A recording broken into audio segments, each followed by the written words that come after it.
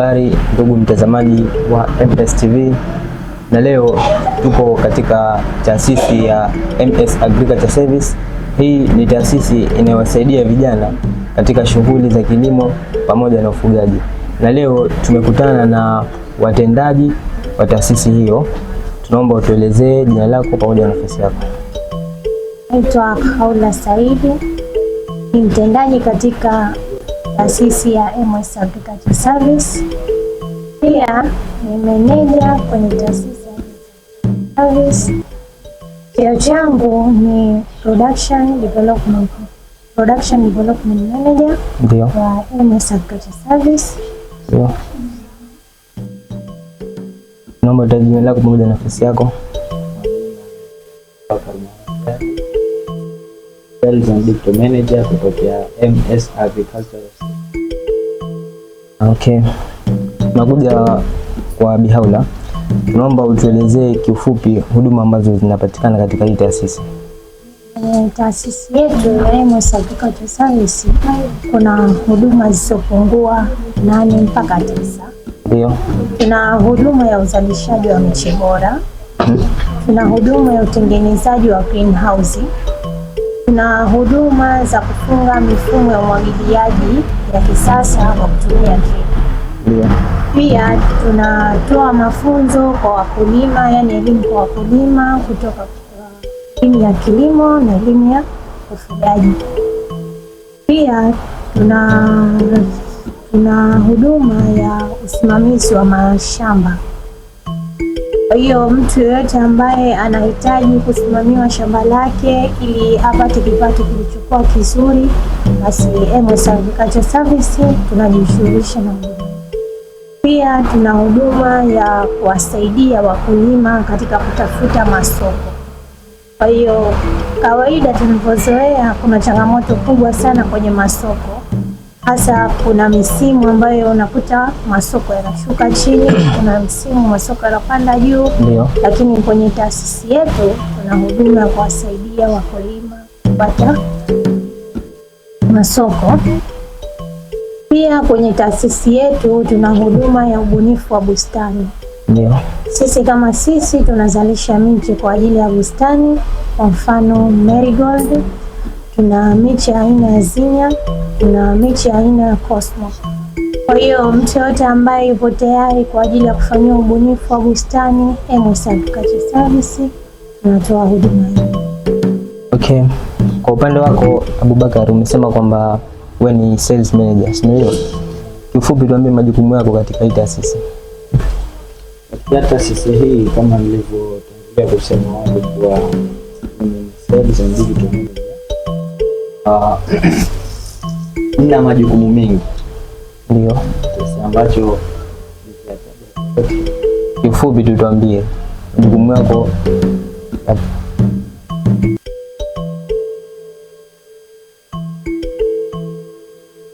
Kwanza kama alivyosema production manager hapo, ndio miongoni mwa huduma ambazo tunazitoa ni kuwatafutia wakulima masoko.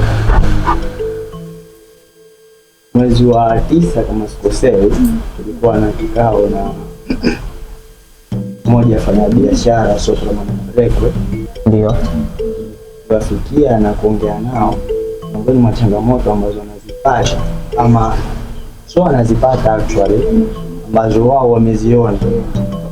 Ndio. Na changamoto hizo ambazo ziko zaidi kwa wakulima. Wao ni changamoto kwao na kwa wakulima pia ni changamoto zaidi. Kutokana na mkulima analima, anaanza tangu anapanda mche mpaka unakuwa mpaka anatoa. Sasa analima, lakini mwisho wa siku kwamba anataka kufanya biashara, auze yale mazao kwa soko na sehemu nyingine. Sasa unakuta hakuna mfumo mzuri hapa kati na kati ambao unamuunganisha mkulima na mfanya biashara aidha sokoni na mwingine. Kuna viumbe wanajulikana sana kama ni madalali ama mauzi. Yaani hawa watu wanaamini sana kulima kiasi ambacho mkulima anaweza kalima lakini asipate tija kutokana na hamna connection nzuri baina ya soko na mkulima. Sasa sisi miongoni mwa kazi yangu ambayo naifanya ni kutafuta, yani kuunganisha wakulima na wanapokea zile huduma za kilimo kwa ajili ya biashara, ili mradi mwisho wa siku ambaye anapokea zile huduma anafaidika na ambaye analima anafaidika, na sivyo kama ilivyo sasa hivi kwamba ambaye analima hafaidiki sana na yule ambaye anachukua huduma hafaidiki sana, kutokana na kuna mtu wakati na kati hapa anakuja uchumi mwingi anakuwa kaukava yeye. Okay. Kama wewe ni sales manager, je, kuna hii kalenda ambayo labda kwa kipindi fulani mazao yanakuwa yanashuka, kuna kipindi fulani mazao yanakuwa yanapanda? Je, katika hii taasisi unazungumzaje hili swali? Yeah. Tumeandaa kalenda kwa ajili ya wakulima. Ndio. Miongoni mwa changamoto pia tulizozipata wakati tunafanya hicho kikao ni kwamba wanasema wakulima yanatokezea kwa wanalima, alafu baadaye biashara, yani bidhaa sokoni zinakuwa zinarundikana, maana kutokana na yani hakuna utaalamu pengine ambao unatumika katika yani huo mchakato mzima wa kulima. Unakuta mfano mkulima wa kwanza kalima kitu hicho, mkulima mwingine kalima kitu hicho, na mkulima mwingine kalima kitu hicho, kiasi ambacho kufika wakati wa kupeleka bidhaa sokoni zinarundikana, kile ambacho kienda kushusha thamani ya zile bidhaa. Kwa maana hiyo ile tija inakuwa haipatikani. Tukachunguza sisi kwa nini inatokezea hivyo, kwa nini bidhaa zinakuwa zinarundikana sokoni. Miongoni mwa yani tulichokigundua katika observation zetu, maana yake ni kwamba watu wanalima bila kuwa na ramani ama kalenda hiyo ambayo unaizungumzia wewe ya kulima. Na tukachunguza, kuna kipindi mfano kuna zao fulani linalimwa sana, kuna kipindi hamna mtu ambaye analima. Kipindi kile ambacho hamna mtu ambaye analima, maana yake bidhaa kule sokoni zinakuwa zinapanda sana. Lakini kile kipindi ambacho kila mtu amelima, kule bidhaa zikifika sokoni, kwa mfano kama kipindi cha nyuma kilichopita tu hapo, ndio tungule zimefika hadi 900 700, kutokana na watu wengi walilima tungule, alafu zile bidhaa zikaenda sokoni kwa wakati mmoja, kiasi ambacho baada ya muda mfupi hapo mbele watu wamesio, yani uzalishaji wa ile zao la tungule kidogo umepungua. Muda mfupi baadaye unakuja kuona tungule mfano shafika 100 ngapi, kutokana na uhaba. Hasa tumeandaa hizo kalenda ambazo mkulima akitumia, manake hatakutana na changamoto kama hizo. Okay, turudi kwako Bihaula. Umesema moja kati ya majukumu ya MS Agriculture Service, hii ni taasisi ambayo inawasaidia vijana katika shughuli za kilimo pamoja na ufugaji, ndio? Je, mtawafikiaje wale ambao watu wanataka kusaidiwa lakini wapo vijijini kabisa huko? Upande wa taasisi yetu ya MS Agriculture tuna platform, ndio, ama tuna website ambazo zinawasaidia ambao wako mbali na Zanzibar. Kwa mfano tuna channel yetu inaitwa MS TV, ndio. Pia tuna WhatsApp channel yetu inaitwa MS Agriculture.